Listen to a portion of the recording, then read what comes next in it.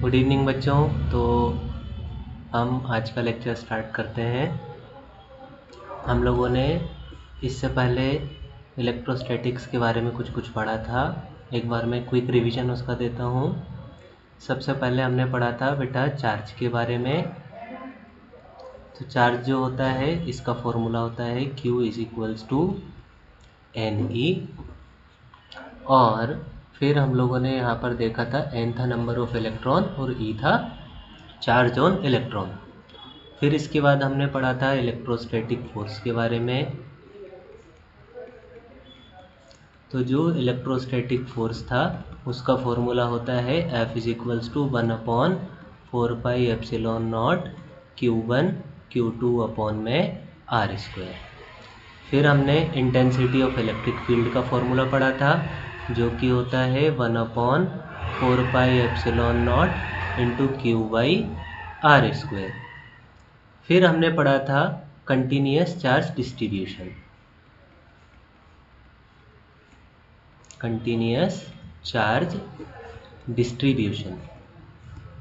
तो जब हमने कंटिन्यूअस चार्ज डिस्ट्रीब्यूशन पढ़ा था तो हमने 3 प्रकार के कंडक्टर्स के बारे में पढ़ा था। तो जिनमें से सबसे पहले नंबर पे आता था लीनियर चार्ज डेंसिटी। तो लीनियर चार्ज डेंसिटी होती है बेटा लैम्डा और इसका फॉर्मूला होता है Q/L। फिर हम लोगों ने पढ़ा था सरफेस चार्ज डेंसिटी। तो सरफेस चार्ज डेंसिटी को सिग्मा से डिनोट करते हैं। इसका फॉर्मूला होता था Q/A। और फिर इसके बाद वॉल्यूम चार्ज डेंसिटी पढ़ा था। इसका फॉर्मूला होता था ρ = Q/V। लीनियर चार्ज डेंसिटी की यूनिट होती थी कूलाम पर मीटर। सरफेस के लिए होती थी कूलाम पर मीटर स्क्वायर। और वॉल्यूम के लिए होती थी कूलाम पर मीटर क्यूब। फिर इसके बाद हम लोगों ने डायपोल के बारे में पढ़ा था इलेक्ट्रिक डायपोल। तो उसमें डायपोल मोमेंट पढ़ा था। P का फॉर्मूला होता था 2QL जो कि एक वेक्टर क्वांटिटी होती थी और इसकी यूनिट होती थी कूलाम मीटर। फिर टॉर्क एक्टिंग ऑन डायपोल पढ़ा था जिसका फॉर्मूला होता था PE sin थीटा। फिर इसके बाद वर्क डन पढ़ा था जिसका फॉर्मूला होता था PE 1 - cos थीटा। और तो आज के जो लेक्चर है इसमें हम पढ़ने वाले हैं इलेक्ट्रिक फ्लक्स के बारे में।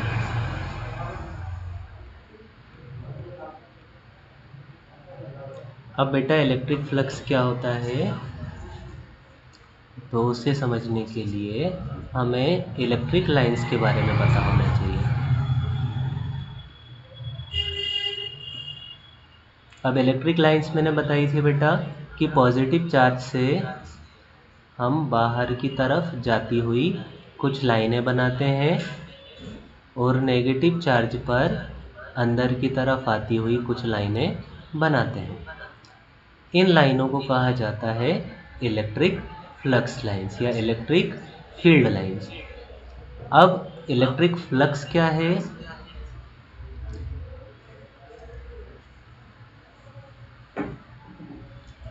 तो इसे समझने के लिए हम सपोज करते हैं कि हमारे पास बहुत सारी इलेक्ट्रिक लाइंस हैं। जैसे ये रही एक लाइन, 2 लाइन, 3 लाइन, 4 लाइन। तो किसी भी एक सरफेस से ये कितनी लाइनें होकर के गुजर रही हैं, इन लाइनों की संख्या को कहा जाता है इलेक्ट्रिक फ्लक्स। इलेक्ट्रिक फ्लक्स का डेफिनेशन क्या हो जाएगा? नंबर ऑफ इलेक्ट्रिक लाइंस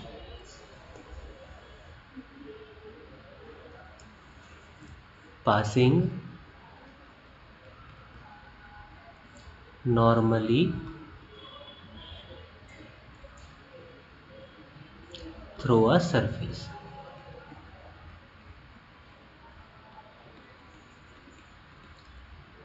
मतलब ये जो मेरे पास सरफेस है, इस सरफेस से होती हुई कितनी लाइनें गुजर रही हैं, उन लाइनों की संख्या को हम लोग बोलते हैं इलेक्ट्रिक फ्लक्स। इसमें से 4 लाइनें जा रही हैं तो इसका इलेक्ट्रिक फ्लक्स 4 हो गया। यदि इसमें से 5 लाइनें जाती तो इसका इलेक्ट्रिक फ्लक्स हो जाता 5। इसी तरह से हम इलेक्ट्रिक फ्लक्स को समझते हैं। तो इलेक्ट्रिक फ्लक्स का फॉर्मूला होता है phi is equals to E into D S into cos theta, और ये इसका इंटीग्रल होता है। अब ई क्या है, डी एस क्या है, कॉस थीटा क्या है, वो भी बता देता हूँ। तो फाई जो है ये इलेक्ट्रिक फ्लक्स हो गया। ये जो डी एस होता है, इस डी एस को बोलते हैं हम लोग एरिया। तो आप चाहें तो डी एस भी लिख सकते हैं, या आप चाहें तो एरिया को कैपिटल ए भी लिख सकते हैं। फिर ई क्या है, ई अभी मैंने बताया, ई है इंटेंसिटी ऑफ इलेक्ट्रिक फील्ड।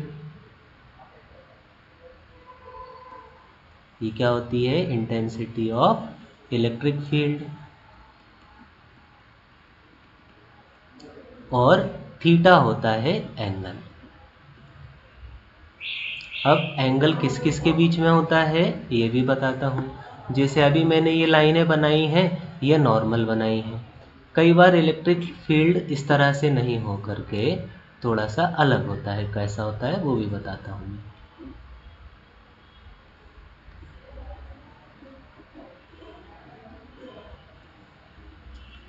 कई बार किसी जगह से इलेक्ट्रिक लाइंस इस तरीके से निकल रही होती है, कोई लाइन ऐसी निकल रही है इस तरह से। जब हमारे पास बहुत सारी लाइनें जाती हैं और अब हमसे कहा जाता है कि इसका इलेक्ट्रिक फ्लक्स बताना है, तो अब ऐसे में ये जो थीटा है ये पिक्चर में आता है। और थीटा को निकालने का एक बड़ा आसान तरीका है, जो भी कोई सरफेस रहे उसके परपेंडिकुलर आपको एक लाइन ड्रॉ करनी है। जैसे मैंने ये लाइन ड्रॉ कर दी। अब इस लाइन से, इस नॉर्मल से ये जो लाइन बनाई है इसका नाम होता है नॉर्मल। तो इस नॉर्मल से इस लाइन का जो एंगल होता है बच्चों, इसको बोलते हैं थीटा। अब इलेक्ट्रिक फ्लक्स में कुछ केसेस बनते हैं। कौन से केसेस बनते हैं वो भी समझाता हूँ। तो इसमें 3 केस होते हैं, केसेस। तो 3 केस होते हैं। कौन कौन से 3 केस होते हैं वो भी बताता हूँ। जैसे कि सबसे पहले ये जो लाइनें हैं इस तरह से हमको दिख रही हैं, ये लाइनें रहीं, ये हमारा प्लेन रहा, ये रहा प्लेन। अब हम क्या करेंगे, सबसे पहले एंगल बताने के लिए इससे एक नॉर्मल ड्रॉ करेंगे। नॉर्मल कैसे ड्रॉ करेंगे, इस तरह से नॉर्मल ड्रॉ कर देंगे। ये रहा आपका नॉर्मल, रेड कलर से बना देता हूँ। ये रहा नॉर्मल एन। अब इस नॉर्मल से हम इसका एंगल बनाएंगे, तो ये एंगल रहा थीटा। अब आपको ध्यान रखना है कि जब 2 लाइनें इस तरह से बनी हो तो उनके बीच का एंगल होता है 90 डिग्री। यदि ये लाइनें और पास हो जाएंगी तो इनके बीच का एंगल हो जाएगा 60 डिग्री। अब यदि ये लाइन बिल्कुल ऐसी ही आ जाए तो इनका एंगल और कम हो जाएगा। और जब एक ही जगह पर 2 लाइनें मिलती हैं आपको, तो इनका एंगल होता है बेटा 0 डिग्री। तो यहाँ पर थीटा का वैल्यू हो जाएगा 0।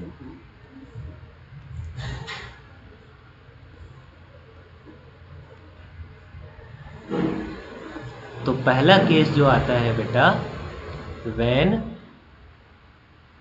लाइन्स आर परपेंडिकुलर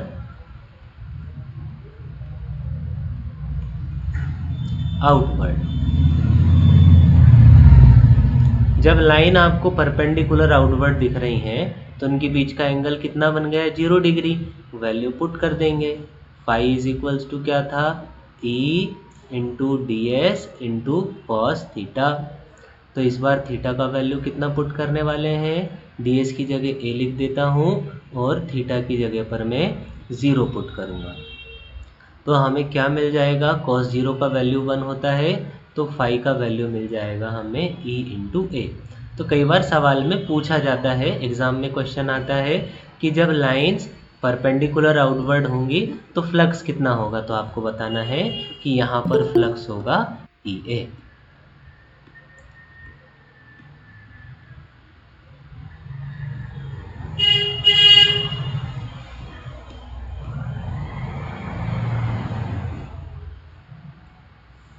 फिर ये पहला केस हुआ, फिर दूसरा केस करते हैं, व्हेन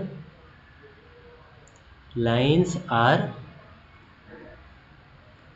पैरेलल। जब लाइन्स बेटा पैरेलल होती हैं, पैरेलल कैसे होंगी, जैसे सपोज करो ये रहा आपका प्लेन, अब ये जो लाइन है इसके पैरेलल इस तरीके से बनी हुई है, ऐसी ये लाइनें बनी हुई है। अब ये लाइन्स पैरेलल हैं तो इनका एंगल निकालना है, तो मैंने बताया था कि एंगल निकालने के लिए सबसे पहले हम नॉर्मल बनाते हैं और फिर नॉर्मल से देखते हैं इनका एंगल कितना है।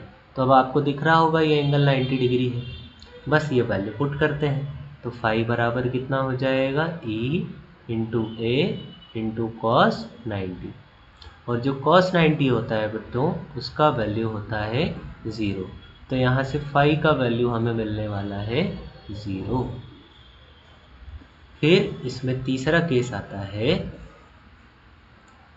When lines are perpendicular inward.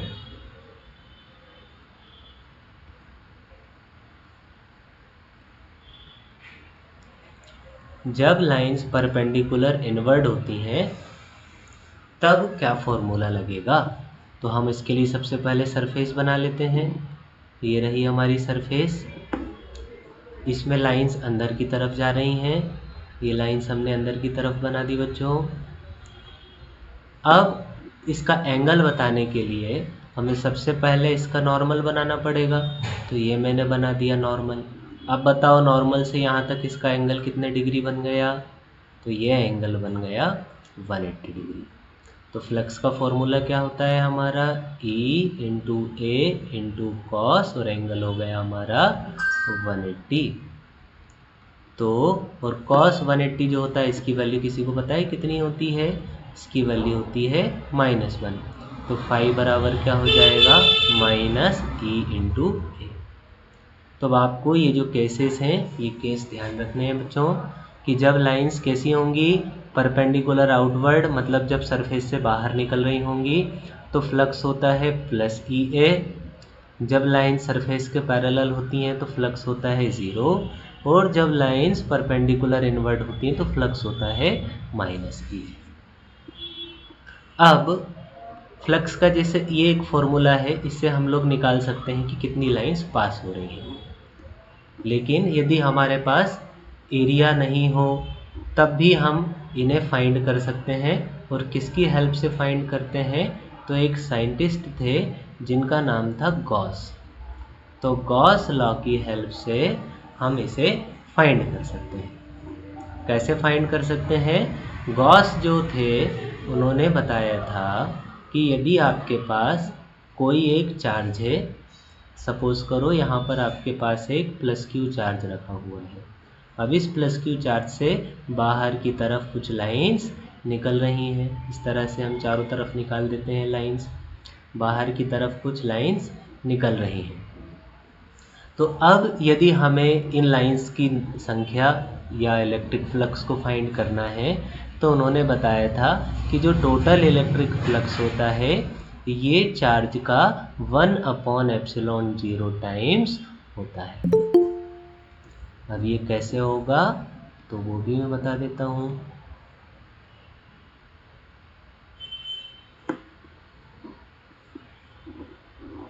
तो हमें पता है कि इलेक्ट्रिक फ्लक्स का फॉर्मूला क्या होता है, phi = E into DS into cos theta. तो अब हम इनकी वैल्यू निकालेंगे, सबसे पहले थीटा निकालेंगे। तो थीटा कैसे निकालते हैं अभी मैंने बताया था, किसी भी सरफेस से नॉर्मल बना दो, ये रहा नॉर्मल, और यहाँ से एंगल देखेंगे तो ये वाला एंगल कितना आ जाएगा, 0 डिग्री, तो थीटा का वैल्यू 0 डिग्री हो गया, थीटा बराबर 0 डिग्री। फिर DS मैंने क्या बताया था बच्चों, एरिया होता है, तो एक स्फीयर का जो सरफेस एरिया होता है वो होता है 4πr²। फिर ई का क्या वैल्यू होगा, तो इंटेंसिटी ऑफ इलेक्ट्रिक फील्ड का मैंने फॉर्मूला बताया था आपको, 1/4πε0 इंटू क्यू अपॉन में r²। बस यही वैल्यू हम पुट कर देते इस फॉर्मूले में, तो फाई का क्या वैल्यू मिल जाएगा हमको, ई का वैल्यू क्या मिल गया, 1/4πε0 इंटू Q/r²। फिर ds मतलब एरिया क्या मिल गया हमको, 4πr²। और थीटा का वैल्यू कितना मिल गया बेटा, 0, तो ये हो गया cos 0। अब इन सब का वैल्यू पुट करते हैं, तो 4πr² से ये वाला 4π और ये r² कैंसिल हो गया, और cos 0 जो होती है इसकी वैल्यू होती है बच्चों 1। तो हमें क्या मिल गया, फाई इज इक्वल्स टू यहाँ क्या बचेगा, ऊपर q और नीचे ε0। तो ये सबसे इजी स्टेप्स में हो गया आपका गॉस लॉ। इसके जो नोट्स हैं बच्चों, ये नोट्स यहाँ अवेलेबल हैं आपके ग्रुप में, आप देख सकते हैं। गॉस लॉ यहाँ पर काफ़ी अच्छे से एक्सप्लेन किया है। फिर इसके बाद नेक्स्ट टॉपिक जो आता है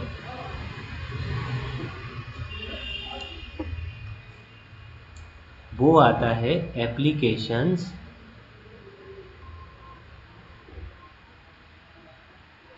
ऑफ गॉस लॉ।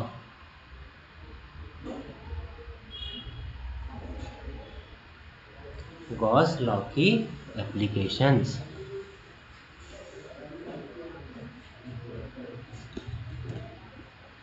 ठीक है, तो आगे बढ़ते हैं हम। कौन कौन सी एप्लीकेशंस हैं हमारे पास, तो हमारे पास एप्लीकेशन है सबसे पहले to derive Coulomb's inverse square law.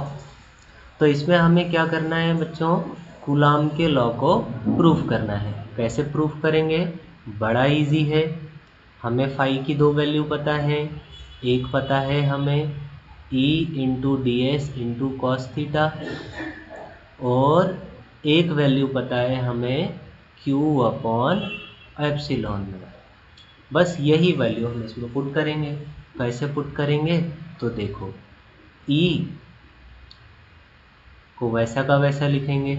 ds अभी मैंने बताया कि कितना एरिया होता है ds किसी भी स्फीयर का, तो ये होता है 4πr²। कॉस थीटा, थीटा का वैल्यू हम लोग कितना लेकर के चले थे, 0 is equals to Q upon ε0। तो E का क्या फॉर्मूला मिल जाएगा हमें, ये जो cos 0 है इसका वैल्यू तो 1 हो जाएगा, इसलिए हम इसे हटा देंगे। तो हमें क्या वैल्यू मिलने वाला है बच्चों इसका, E is equals to Q upon 4πr²ε0। और हमें ये भी पता है कि इलेक्ट्रोस्टैटिक फोर्स जो होता है उसका फॉर्मूला होता है Q0 इंटू ई। अब ये जो वैल्यू है हम इसमें पुट कर देंगे, तो Q0 की जगह Q0 लिख दिया, ई की जगह क्या लिखेंगे, Q अपॉन 4πr²ε0। अब इसे थोड़ा सा अरेंज करके लिख देंगे हम लोग।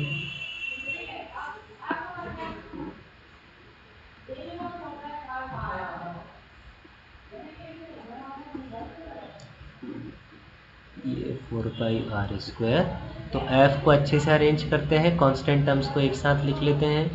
4πε0 कांस्टेंट टर्म को एक साथ लिख लिया, q into Q0 upon r²। तो देखो ये प्रूफ हो गया कूलम्ब्स लॉ। तो पहला एप्लीकेशन क्या है इसका, टू प्रूव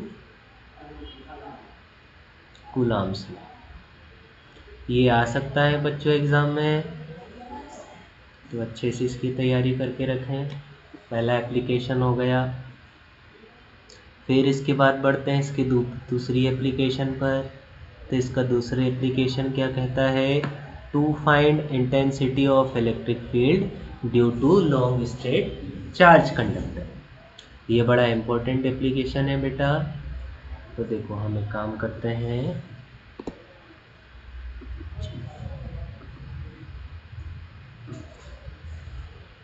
ये जो फिगर है आप इसे ध्यान से देखिए, ऐसा का ऐसा एक फिगर हम लोग ड्रॉ कर लेते हैं।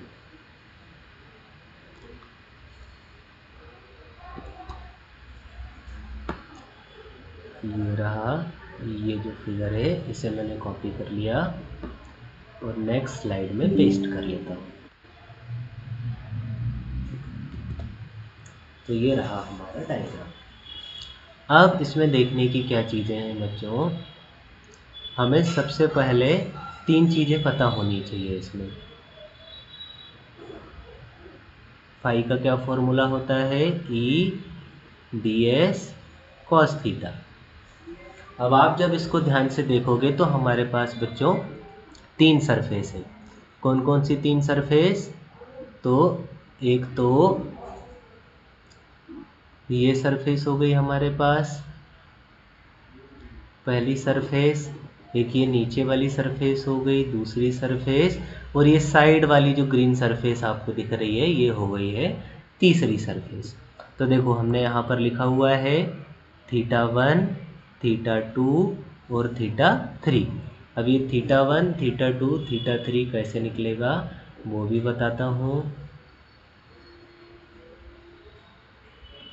तो देखो सबसे पहले हम ये वाली सरफेस के लिए चलते हैं। तो इस वाली सरफेस से आपको लाइन कैसी दिख रही है, बाहर जाती हुई। अब यदि मैं नॉर्मल बनाऊंगा तो यहाँ पर ये जो θ1 है ये दोनों लाइन एक दूसरे के पैरेलल हैं। जब लाइन पैरेलल है तो उनके बीच का एंगल कितना होता है, 0 होता है ना। ये DS1 है बच्चों। तो ये एंगल θ1 का वैल्यू हमको मिल गया 0।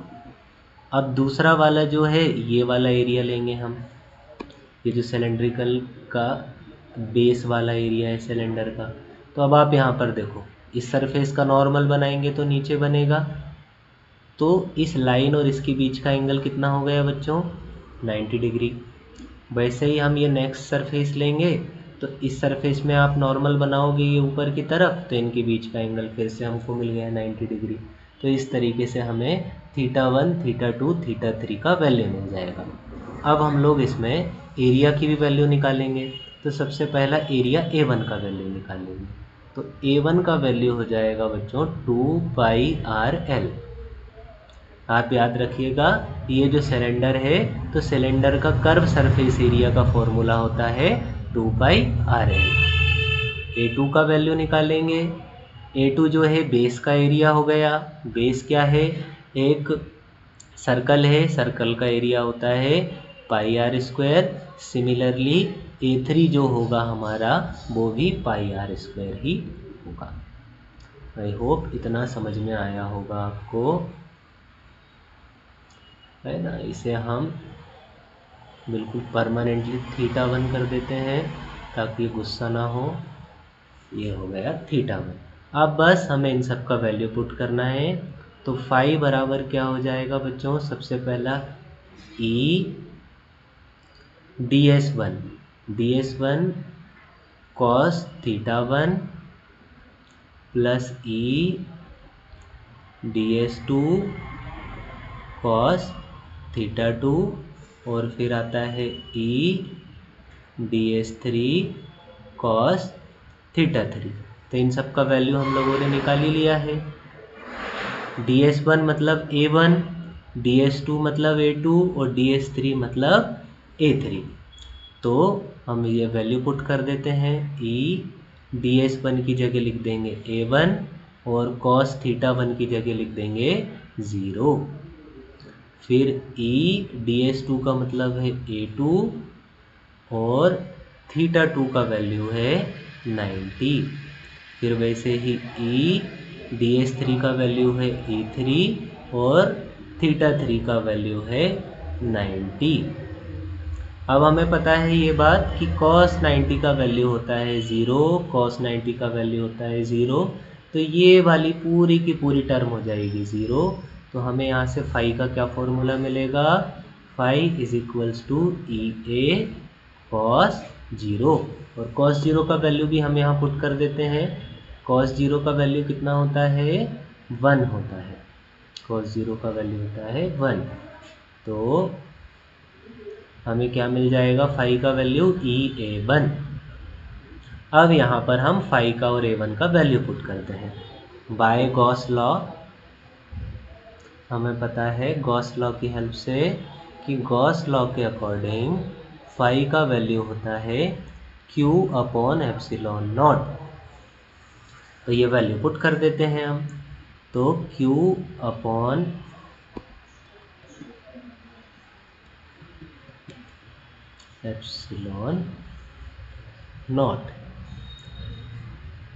अब फाई का ये वाला वैल्यू हम यहाँ पुट कर देंगे। तो हम क्या लिखेंगे E और A1 का क्या वैल्यू है 2πRL is equals to Q/ε0।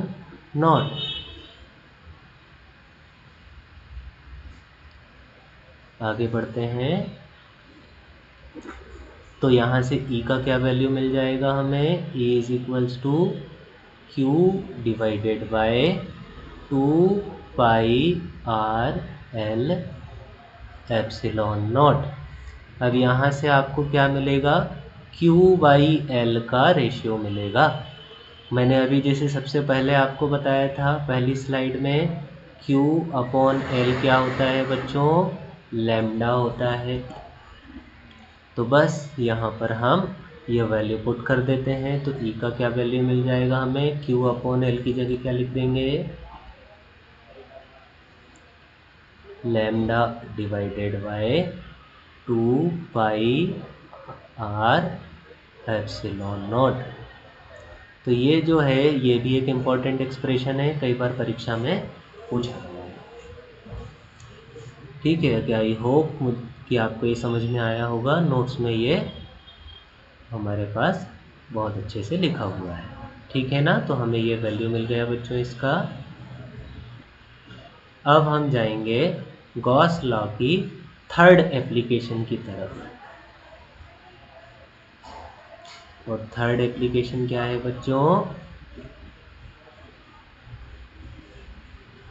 To find intensity of electric field due to a charge metallic sheet.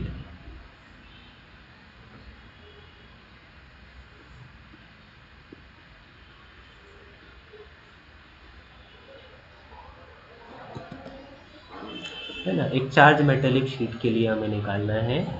तो इसके लिए मैं क्या करता हूँ इसका डायग्राम यहाँ कॉपी कर लेता हूँ, समय बच जाएगा हमारे पास।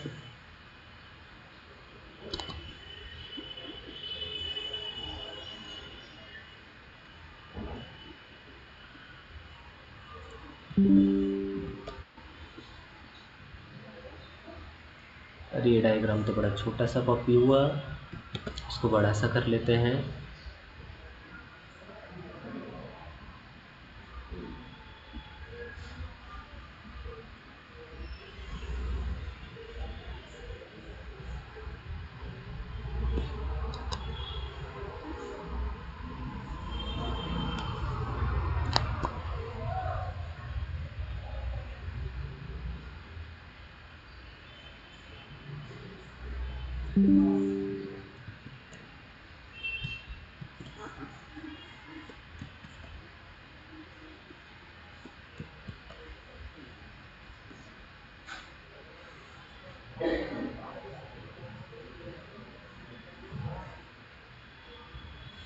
ठीक है। इसमें भी हमारे पुराने प्रॉब्लम जैसे ही हमें सॉल्व करना है।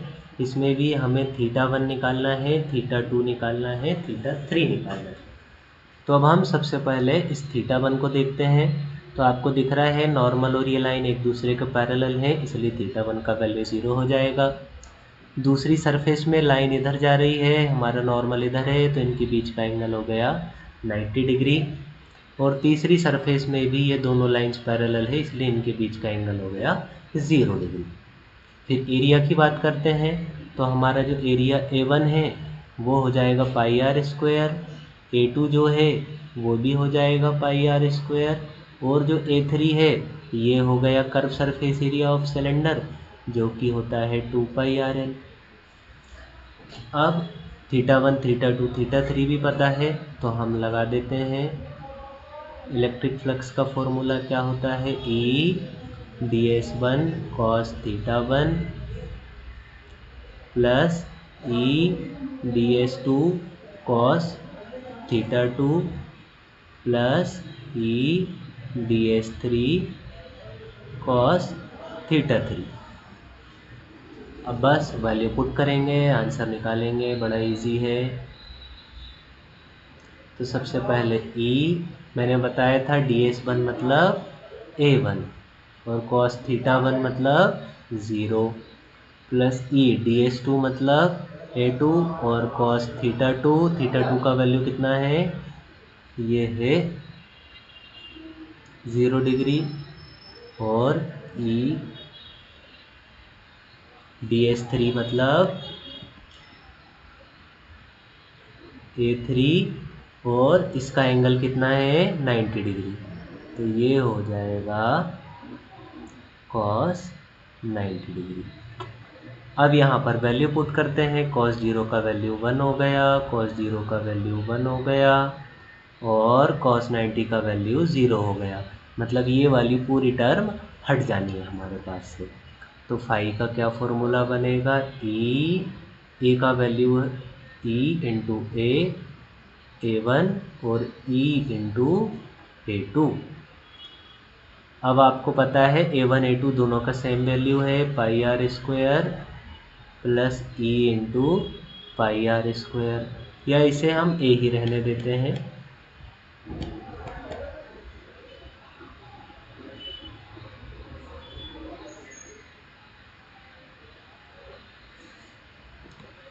मैं सपोज कर लेता हूँ कि a1 बराबर a2 बराबर है a, क्योंकि आप देखो ये भी πr² है, ये भी πr² है, दोनों इक्वल हैं।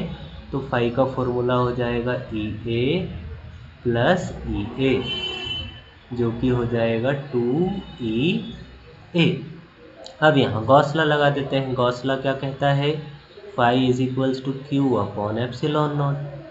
बस वैल्यू पुट कर देते हैं हम। फाई का क्या वैल्यू आया 2EA, तो 2EA is equals to Q upon epsilon naught. तो यहाँ से E का क्या वैल्यू मिल जाएगा, Q upon 2A epsilon not. अब आगे बढ़ते हैं। मैंने आप लोगों को बताया था Q अपॉन A भी कुछ होता है, क्या होता है, ये होता है सरफेस चार्ज डेंसिटी। तो E जो है, E का वैल्यू क्या हो जाएगा, सिग्मा अपॉन 2 एप्सिलॉन नॉट। तो ये इंटेंसिटी ऑफ इलेक्ट्रिक फील्ड आ गई ड्यू टू चार्ज्ड शीट। तो गॉस लॉ की ये एप्लीकेशंस आपको ध्यान रखनी है, ये एग्ज़ाम में पूछी जाती हैं। किसी को कोई डाउट हो तो पूछ सकते हैं बच्चों।